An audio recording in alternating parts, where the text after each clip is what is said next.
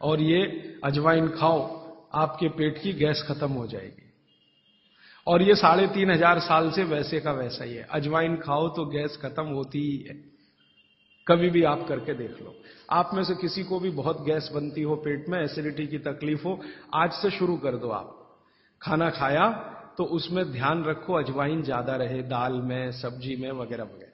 और अगर नहीं कर पा रहे हैं तो खाना खत्म करते ही थोड़ी अजवाइन खा लो। अजवाइन ज्यादा तकलीफ ना कर दे, उसका बैलेंस है काले नमक के साथ। तो थोड़ा अजवाइन और काला नमक मिला के हर खाने के बाद खा के देख लो। 3 दिन में ना आपकी गैस बंद हो तो आप जो कहो मैं हारने को तैयार। ये गारंटी मैं नहीं दे रहा हूं, ये गारंटी अजवाइन दे रही है। मेरी गारंटी नहीं है, अजवाइन की गारंटी है। तो वो कहते हैं भागवत जी की पित्त को सम रखने के लिए हमारे रसोई में घी के बाद जो दूसरी चीज है वो है अजवाइन। अब तीसरी चीज पे आते हैं। पित्त को सम रखने के लिए अजवाइन के बाद जो तीसरी चीज अपने रसोई में है वो है जीरा। जीरा 2 तरह का है, एक सफेद और एक काला, है ना। काला जीरा सफेद से भी अच्छा है। आप एक नियम ध्यान रख लो, मैंने आपसे कल कहा था, जिस चीज का रंग जितना गहरा वो उतनी ही अच्छी, भगवान की बनाई हुई, मनुष्य की नहीं। मनुष्य ने तो पेंट भी बना दिया है, बहुत गहरे रंग का है। भगवान की बनाई हुई हर चीज में ये नियम आप देखना कि भगवान की प्रकृति की बनाई जो चीज जितने गहरे रंग की है उसकी क्वालिटी उतनी ही अच्छी है। तो जीरा 2 है, एक सफेद और एक काला। काला जीरा सबसे अच्छा, पित्त को खत्म करने के लिए, सम रखने के लिए। तो आपके रसोई में एक हो गया घी, देशी गाय का, पित्त को खत्म करने। दूसरा हो गया अजवाइन। तीसरा हो गया जीरा। और एक चीज हींग। हींग तो आप सब समझते हैं ना। हींग, हींग भी भगवान की बनाई हुई है, आदमी ने नहीं बनाई। हींग के पहाड़ होते हैं, जैसे पत्थर के पहाड़ होते हैं ना, वैसे हींग के पहाड़ होते हैं। हींग वहीं से आती है। तो हींग है, जीरा है, अजवाइन है और देशी गाय का घी। अब इसके नीचे आता है धनिया। धनिया 2 तरह का है, एक सूखा और एक हरा। जब तक हरा उपलब्ध है आप खाइए, जब नहीं है तो सूखा खाइए। दोनों की क्वालिटी एक ही है। सूखे धनिये में कोई कमी नहीं आती।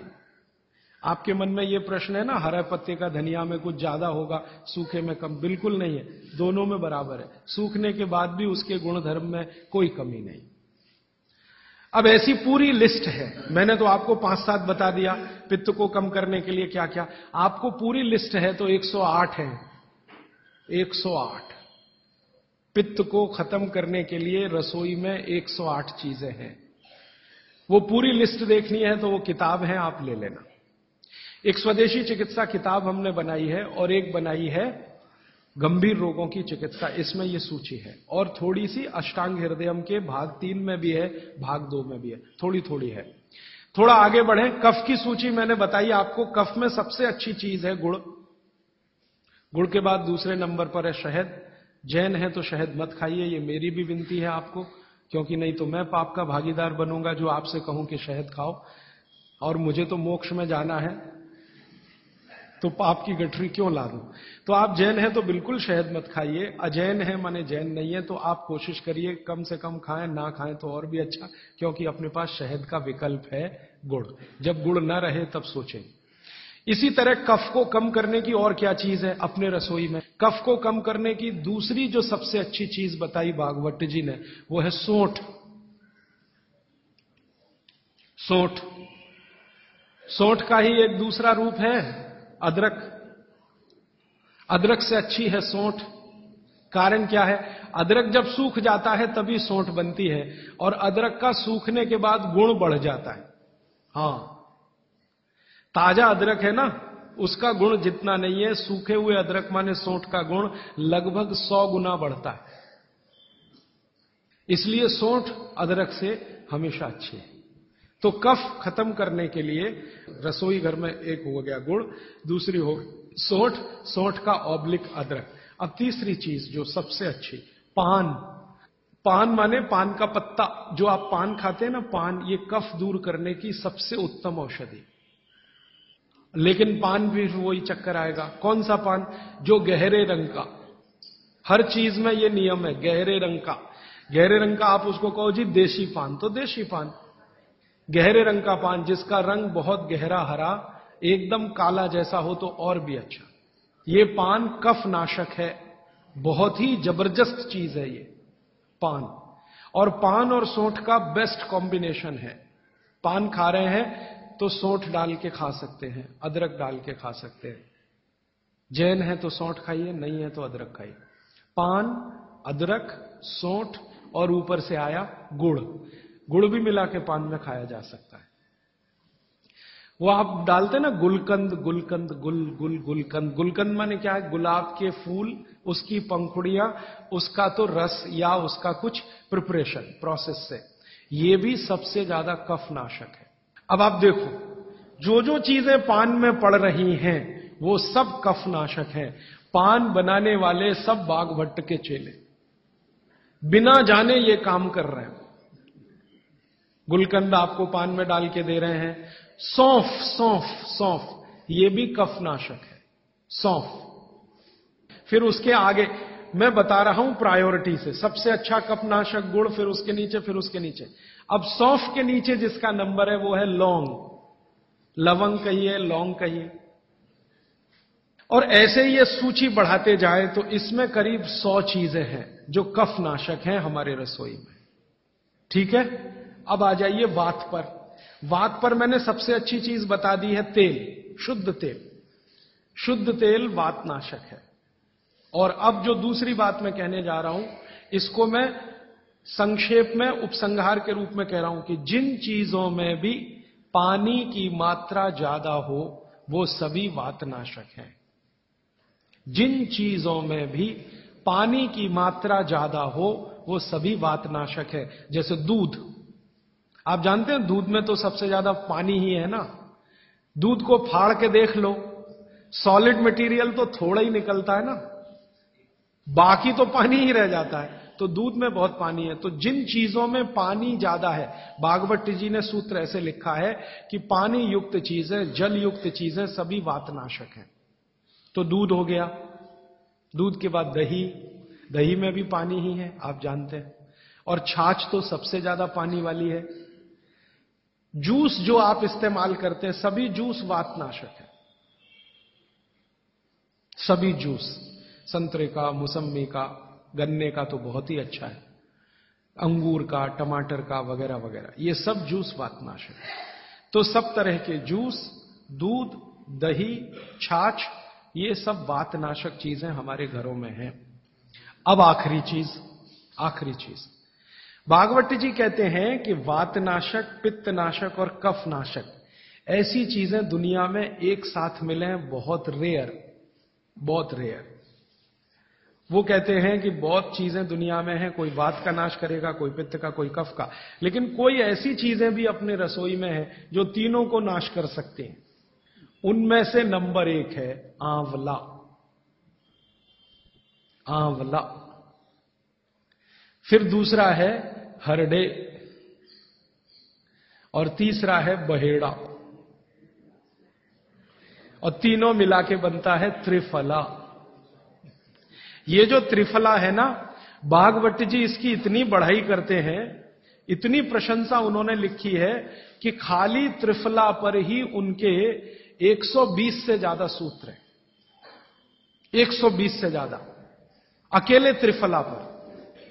त्रिफला को इसके साथ खाओ, त्रिफला को उसके साथ खाओ, त्रिफला को ऐसे खाओ, त्रिफला को 120 से ज्यादा सूत्र है अकेले त्रिफला पर। और वो ये कहते हैं कि ये जो त्रिफला है, इसमें सबसे अच्छा फल आंवला, फिर बहेड़ा, फिर हरडे, ये सबसे दुनिया में अद्भुत चीज है। लेकिन इसकी मात्रा के बारे में उन्होंने जो कहा है वो ध्यान रखिए। ज्यादातर लोग त्रिफला इस्तेमाल करते हैं, करिए, बहुत अच्छा है, लेकिन मात्रा ध्यान रखिए। हम क्या करते हैं कि हर, बहेड़ा, आंवला तीनों बराबर मात्रा में मिला के त्रिफला बनाते हैं। वो कहते हैं कि ये उतना उपयोगी नहीं है, और हमने करके भी देखा। वो कहते हैं कि त्रिफला सबसे अच्छा होता है 1, 2, 3 के अनुपात में। पहला है हरडे 1 अनुपात, दूसरा है बहेड़ा 2 अनुपात, और तीसरा है आंवला 3 अनुपात। अब इसको मात्रा में कहूं, अगर त्रिफला बनाना है तो हरडे लेना 100 ग्राम, बहेड़ा लेना 200 ग्राम, और आंवला लेना 300 ग्राम। तो ये 100, 200, 300 ग्राम की मात्रा में आप जो त्रिफला चूर्ण तैयार करेंगे, वो कहते हैं ये अद्भुत है, वात पित्त कफ तीनों का नाश करता है, तीनों का। अब वात पित्त कफ तीनों से आप अगर ग्रसित हैं तो आप त्रिफला जरूर लीजिए। कैसे लाएं? त्रिफला लेने के 2 नियम बताए उन्होंने, एक रात को और एक सवेरे।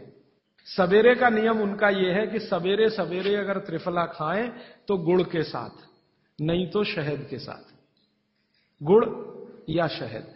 वैसे ही आप तय कर लीजिए, जैन हैं तो गुड़, अजैन है तो शहद।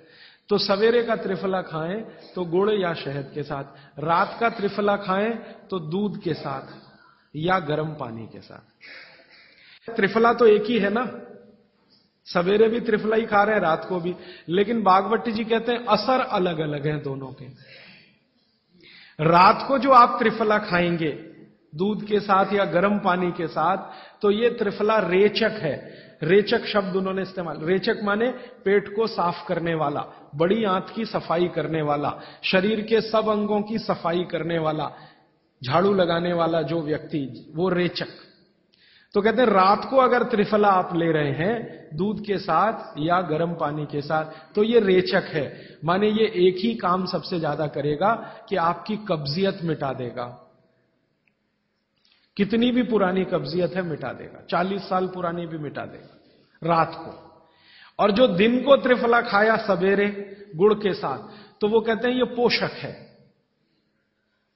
एक शब्द है रेचक और एक है पोषक। पोषक माने शरीर को जो कुछ चाहिए, विटामिन सी चाहिए, विटामिन ए चाहिए, विटामिन डी चाहिए, या विटामिन के चाहिए, या कोई विटामिन चाहिए, या हमें माइक्रो न्यूट्रिएंट्स चाहिए शरीर को, कैल्शियम चाहिए, आयरन चाहिए, वगैरह वगैरह। तो शरीर को अगर पोषकता चाहिए तो त्रिफला सवेरे खाना, और शरीर में आप मानते हैं कि हमारी कब्जियत ठीक करने के लिए तो त्रिफला रात को खाना।